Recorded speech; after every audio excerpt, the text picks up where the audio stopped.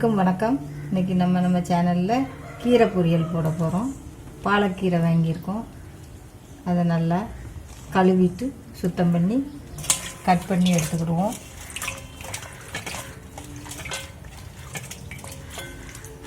கழுவிட்டு தான் கட் பண்ணணும், கட் பண்ணிவிட்டு கழுவக்கூடாது.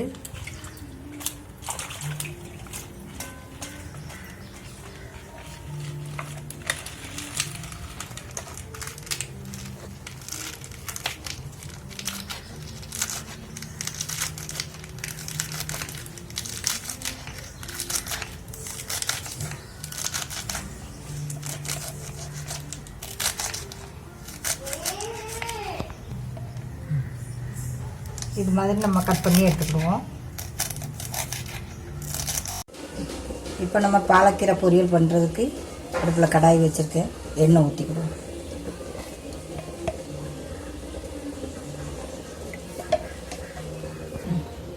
இப்போ கடுகு உளுந்து பருப்பு போட்டுக்கிடுவோம்.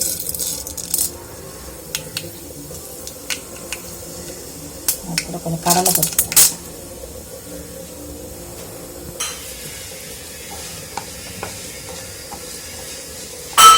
இப்போ கடுகு வேடிச்சுட்டு நம்ம கருவேப்பிலை போட்டுக்கணும்.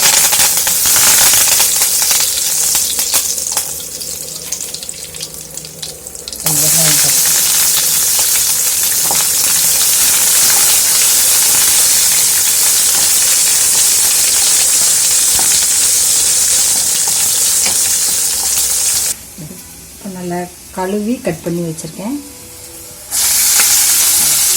பாலக்கீரை. இதில் சத்துக்கள் நிறைய இருக்குது.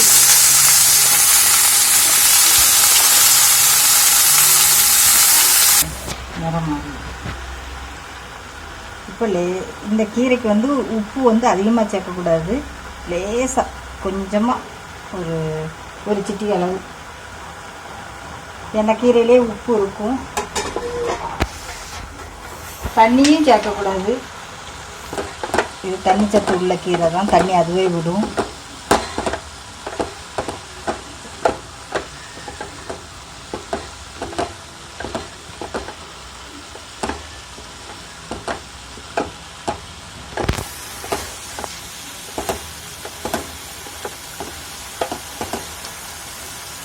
உப்பு அதிகமாக போட்டுட்டோம்னா கசப்பு தன்மை கொடுக்கும், கசந்துக்கிட்டு நல்லா இருக்காது.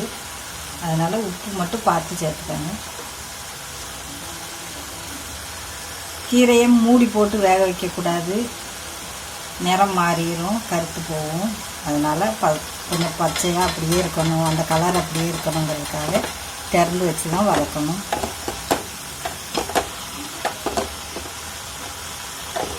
ஒரு 5 நிமிஷம் நல்லா வேகட்டும். அதுக்கப்புறமா நம்ம இதில் கொஞ்சம் தேங்காய், மிளகு எல்லாம் போடும், மிளகுத்தூள்.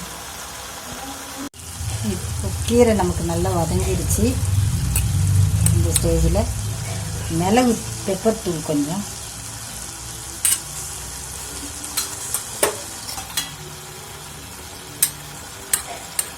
சீரகத்தூள் 1/2 டீஸ்பூன், உப்பு நம்ம போட்டாச்சு. உப்பு தேவைக்கு போட்டுக்கிட்டோம். 1 ஸ்பூனு அரிசியையும் 1 ஸ்பூன் துவரம்பருப்பும் வறுத்து திரித்து இப்படி பவுட்ரு பண்ணி வச்சுருக்கோம். அதில் பருப்பு பொடியை இப்போ இதில் நம்ம 1 ஸ்பூன் சேர்த்துக்கோம்.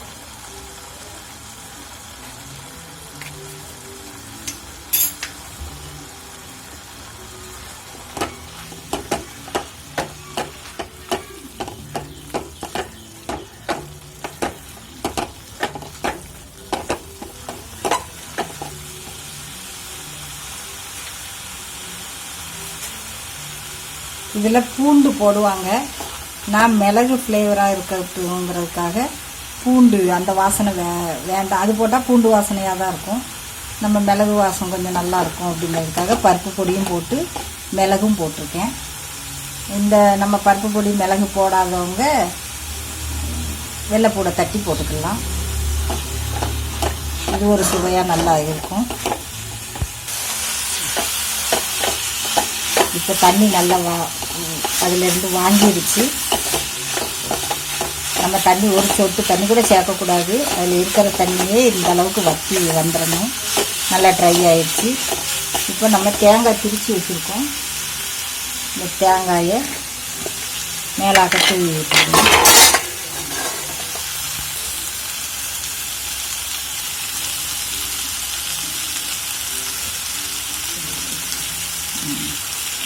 போதும் தேங்காய் இந்த அளவுக்கு. ஒரு 10 தேங்காயை கூட திரிச்சு போட்டாலும் போதும்.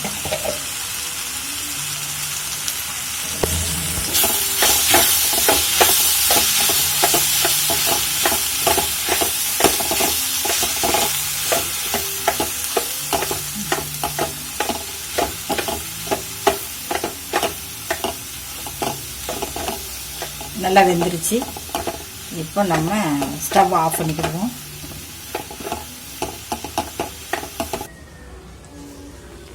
இப்போ நமக்கு பாலக்கீரை பொரியல் ரெடி ஆயிடுச்சு.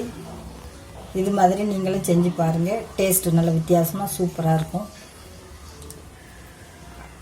எங்கள் சேனலை சப்போர்ட் பண்ணுங்கள், சப்ஸ்கிரைப் பண்ணுங்கள். அடுத்த வீடியோவில் மீட் பண்ணுவோம். தேங்க்யூ.